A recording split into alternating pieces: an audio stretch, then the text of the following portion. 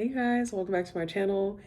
I need to leave somewhere, but I really want to talk about this really quick because I've been thinking about it for the past couple of hours and I want to have a discussion and get my thoughts out of my head.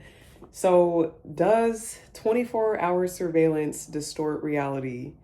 And what makes me think of this is when I think of quantum physics, there's this phenomena or principle called the observer's role. So, I'm just going to read from this book, Quantum Physics in Minutes. This is a really good book. It's been helping me understand quantum physics because I'm not a science person, I'm not a math person. I have never been interested in this subject until like the last year.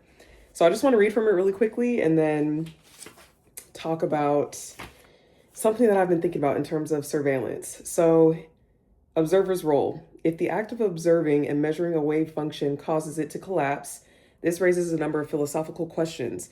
If something is never observed, does it exist or does it remain in a state of superposition? If the latter is true, then vast expanses of the universe in which there are no observers would remain as uncollapsed wave functions. Most quantum physicists disregard this avenue of thought, pointing out that the wave function of an object is not the actual physical object itself, but just a way of describing the object's quantum properties. Furthermore, measurements may be made simply by interaction with other particles and radiation, causing decoherence, regardless of whether anybody is watching. But not all physicists are ready to discount the role of the observer. American theoretical physicist John Wheeler argued that the universe and the observer are mutually dependent. One needs the other, and simply making a measurement is not enough. A conscious mind needs to read that measurement. That is the point that I want to emphasize, okay? So, we are living in the age of surveillance, right? So, we know that, first of all, at any given point, there is a camera watching you. It could be on your phone. It could be the camera on somebody's car, the backup camera. It could be somebody else's phone, like traffic lights. There are literally, I would argue, 10 cameras pointed at you at once, minimum, throughout life, wherever you're going, wherever you're walking, whatever you're doing. And I've been thinking about this a lot. So if there are always cameras around, then we're always being observed, right, by someone or something or some entity. So does that change our reality and change how we interact with our environment because we are being observed? And the reason why I ask myself this is because there is a book that I was reading a few years ago. I'm still working through it, called The Surveillance Age of Capitalism. And it just talks about how our data is used to, it makes a few points in the book, but mainly it talks about how our data is pretty much used to track and program us to want to buy or purchase or do certain things under this capitalistic society. And so I thought about it with quantum physics because I'm like, okay, surveillance. And then I thought about the quantum physics, the observer role. And I'm just like, if we're constantly being observed, does that mean that we are being influenced by being observed, period? Like, not saying that somebody is doing something to us, even though there are a lot of influences happening, but just the act of somebody watching or being observed, or just the act of being able to be seen and perceived by a camera, wouldn't that change the environment and the reality? Or would the act of us being aware of it change that?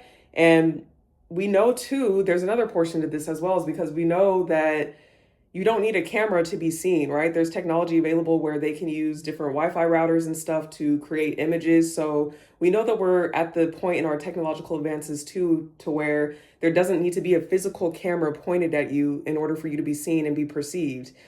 So does that mean that there's something, an entity or someone or something or a program or something running in which we are being observed? And is that distorting our reality? And caveat, I have done no previous research other than think about this in my head for a little bit and read this book. So if you're watching this and you're like, okay, there's a whole theory on this, whole video on this, please link it below. Like, I would be happy to see it. But I'm just making this because it's just something that I'm thinking about, because there's so many strange things in our universe, in our world, in our life that just, I don't want to say doesn't make sense, but it's just like you start connecting dots together and you're just like, right? So if anybody has any input, I would love to hear it. Another thing too, I was watching Star Talk. That's the podcast with Neil deGrasse Tyson. I just started watching it recently. I don't even know if it's still up and running, but I really enjoyed it. And he was also talking about our solar system, and he was saying that the placement of the sun and the placement of the planets are very interesting because they, right? So we have the sun, right? And then you have the planets going around the sun. and you have different planets coming into alignment, et cetera, et cetera. And he was basically saying that science has showed us that certain planets that have been on the same gravitational pull really should have been thrown off or skewed off or absorbed by the sun or other planets with the amount of time that they've been in existence, but they haven't. So he was basically just saying that the gravitational pull of the sun in which we circle is so strong that even though we're on like a specific loop right now, that actually scientifically what should have happened is that some planets should have gone off. The pull of one planet might have affected the pull of another planet, but it hasn't happened. So he was just saying, and I don't have the right words that he said it in, I apologize, but he was basically saying, okay, this makes us think, like, is there something else that is kind of influencing the gravitational pull or keeping the planets in the place that they are? And for if so, then for what reason? And so I kind of had the same question about surveillance, because it's become normalized. You know, everybody has a Ring doorbell. Everybody has a smartphone pretty much.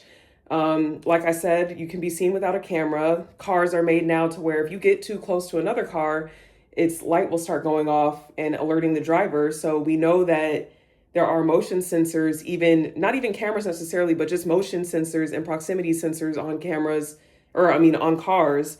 So if we're constantly being surveillanced, then what does that mean and why? And there's so many answers to this. It's like, well, the government, you know, is putting us under surveillance for this and that and this and that. But I think it's just, I don't know, I think it's just much, much deeper. Because if this is true, right? The last sentence, not true. I don't know. Truth is, what is the word? Objective? Subjective? Objective?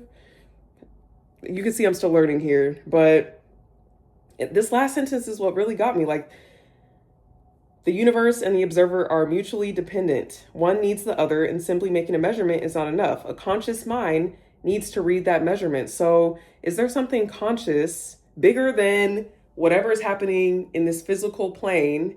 I already know the answer to this, it's yes, but is there something conscious outside of this physical plane that is observing us and manipulating us to act, behave, think in a certain way? And is them observing us affecting what we're doing right now, right here?